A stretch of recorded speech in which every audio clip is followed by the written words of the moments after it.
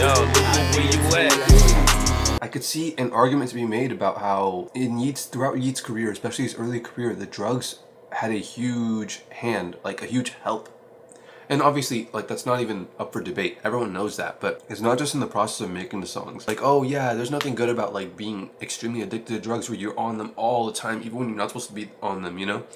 But I've seen a lot of guys where they get high, they make a song, and then they're sober when they're ready to release the song.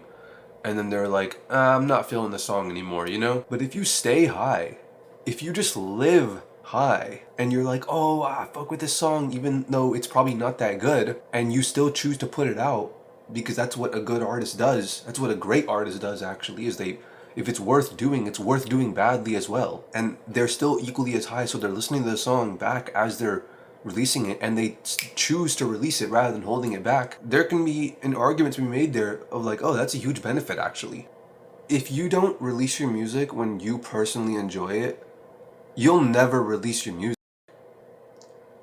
A man never steps foot in the same river twice, because it's not the same river and he's not the same man. It's that whole idea of double inflation. It's not only do you change, but not only does the industry change, but you change as well. It's like the sweet spot of familiarity and spontaneity that you can have in songs gets spoiled over time, and the tastes of people changes.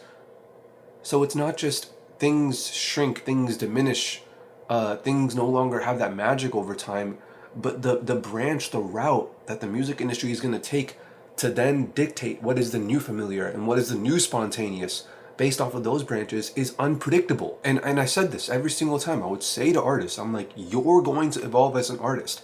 And the songs that you like right now, you won't like in the future. And I would tell them this, and they wouldn't release it. And we'd hear the song a million times in the car, and we show it to people. We show it to the Uber driver who's taking us from here to here. We show it to this guy, show it to that person, show it to a million people. Everyone's like, oh, this is sick. Never released it. 6 months go by, and I look at the previous like 6 songs that he has in the project that was like, oh, we were planning on maybe adding a few more songs, making some videos for it, and gonna release this as a project. And I'm like, I ask him, I'm like, it's a rhetorical question. I'm like, do you even want to release this anymore? And maybe he's holding out hope that like, oh, it'll get better again, I'll see the magic in it again. But no, you don't. And then when I confronted him about that, that was like his final acceptance of like, oh, okay, yeah, nah, these songs are dead. And we didn't hear those songs. He never played those songs again in the car that we were planning on making a project with. And it's crazy because it's like, these are tests. These are tests. There's not like a, oh, you just experience the industry, you just let the industry happen to you, and eventually things will just work out. No. If you don't take this opportunity, not only will you miss it, you will crush your future opportunities. Because you can interpret the situation in one of two ways. You can interpret it as, I am creating a form of self-expression, and it deserves to be out there simply because there's a possibility that someone can get something from me expressing my most honest and authentic self, and I can use that as fuel to continue to grow my own character, to offer them more so that they can offer me more, so that I can offer them more so they can offer me more, and we can create works of art that we never even could have imagined right now, because the process of me growing, helping them helping me, in this feedback loop that we create of innovation and new sound, new music, you know, new artistry. You can interpret it as that. You can interpret it as, I need to do it, I need to start putting out my music when I actually enjoy it. Or you can interpret it as, oh, well, that stuff just wasn't that good. And I see this happening right now with FaZe, because he has a bunch of t-shirt ideas and like hoodie ideas and all that, like prints for clothing for his fashion brand, and he keeps making new stuff and not dropping the old stuff. And for the new stuff he makes, it's genuinely so much better. It's so much better than his old stuff that he's like, I don't want to release that old stuff anymore. And I see him going down the path, potentially, it's a tricky path. It's not like an insult to him. It's like everyone will struggle with this. And I had my struggles with this when I was a kid too, with YouTube videos. But this is why I would give people advice, because I went through that struggle, and I'm telling you what to do. It's so odd. Like, if you don't want to listen to yourself, listen to me. Because there could be a subconscious thought that pops into his brain, which is like, oh yeah, but I'm not feeling these designs, so maybe I'll make more designs in the future and I won't release these. And you'll never be satisfied. You will never be satisfied, because it will never be perfect. If you interpret it wrong, the idea, like you make a few songs, you're a year, 2 years, 3 years into making music, and the first few songs you made that you were planning on releasing, you don't want to release anymore. If you interpret that wrong, it's not a neutral thing. It will crush you. It will destroy your ability to make it in the music industry in the future. It will cause you to waste a decade of your life on music and do nothing with it. It's not like, oh, it's just okay, or just a small hit. It's like, oh, learn from failure, make mistakes. No, don't fail here. Don't fail. Don't make the wrong decision. Do the right thing and release your music. You know the one of the 7 deadly sins, sloth? This is what that sin means. That sin, in its like purest form, means not chasing your dreams, refusing to chase your dreams, letting other things get in the way of it, like insecurity or, oh, I don't know how people will like it or not. No, it's a sin. It's one of the 7 deadly sins to do that. The music industry is a moving train, okay? And you'll never see the same train car twice.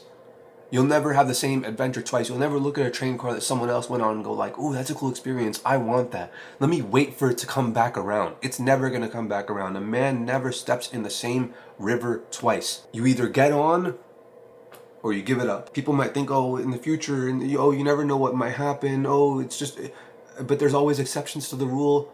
Yeah, there's always exceptions to the rule. But I'm telling you, from personal experience, from what I saw, from all the artists that I talked to in this entire city and everywhere else, if you don't consistently release your music when it's at its best, which is, from what I've seen, usually like a week after it's made, you'll never release your music. You'll never release the music in the way that you're supposed to, and you will never make it in the industry, and you will never get what you deserve, or what you think you deserve, but really you don't, because you're not releasing music, and you will never become the kind of person that you could be and have the, like, satisfy the great potential that you could have. What will be your identity then, huh? A Kevin Holland, like, oh, I don't really care about the championship belt. I just fight just for money, you know? Just to have an excuse, so that way people can't call you a bad fighter. People respect bad fighters more than fighters who don't try. You're laying on your deathbed, you're thinking about it, and you're going, well, I mean, I wasn't trying. If I really tried, I could have made it, but I didn't care. I didn't bother to try, you know? When little kids are playing a game, you know, and they're like, oh yeah, this time I'm gonna try. When are you gonna try, actually? And that's worse than being bad at something, because it means that not even you had confidence that you were ever any good. It's like other people judging you as not good, and you thinking you're good. That's one thing, especially when everybody actually thinks you're good. But even when you don't have any confidence that you're good, and you go, oh, I wasn't even trying in that song, guys. I didn't even try to make it in the industry. If I would have done this, then I totally would have made it, but I didn't even bother, you know? Really? That's what you want as your legacy? I can't relate. And I don't even want to be insulting. Honestly, I don't want to be insulting. Like, I've matured and grown enough to where it's like, maybe some people can live their lives like that. And I will sound insulting, because it's frustrating when you can't have everyone in society be like this. You need at least some subsection of people that's actually like being a support for everybody else. And you can have the ideal where it's like 100% of people are creating more than they consume. That's never going to happen. But you can't have people encouraging and going like, yeah, it's good to live a life of consumption, and they make excuses for it, and they just live like an animal, like a generator, you know, just like go out and make money, consume, eat, go back home, sit on the couch, watch something, get back to work, work, eat, and just consuming to consume. You're just a part of the cycle, and then you die. And I know I sound like frustrated, but I know I shouldn't be, because most people throughout human history have lived their lives like this. I don't think there's anything morally wrong or whatever. I don't think it's a sin if girls live their lives like this. I've seen a lot of great women who have lived their entire lives just consuming, not creating anything.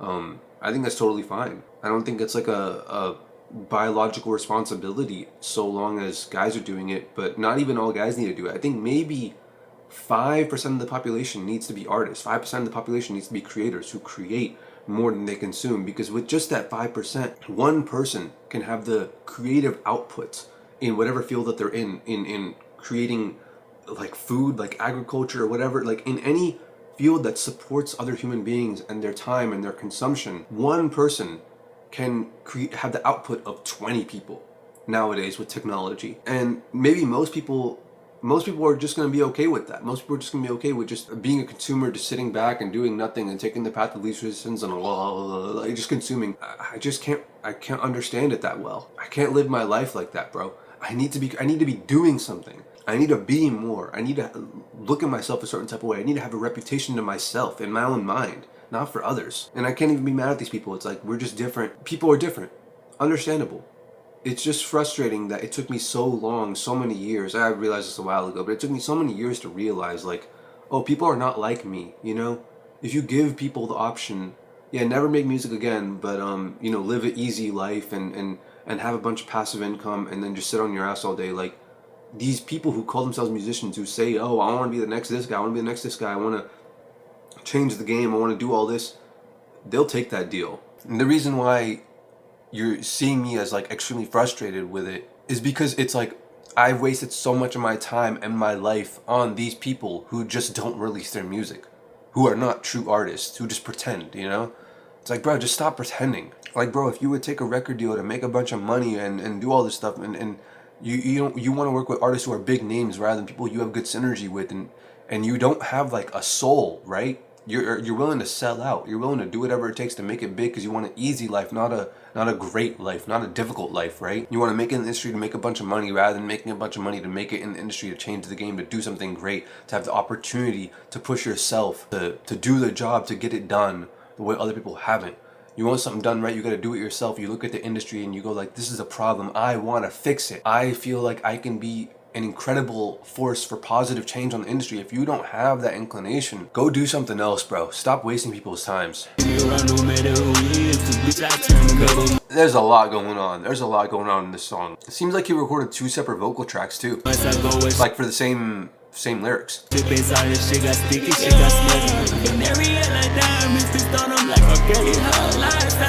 Maybe not. Oh, it's hard to tell.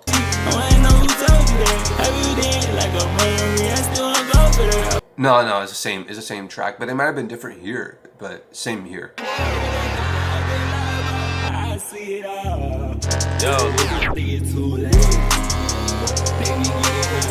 This song is interesting. It's got interesting ideas, stuff to analyze for sure, but I'm not feeling it that much. I do like the melody though.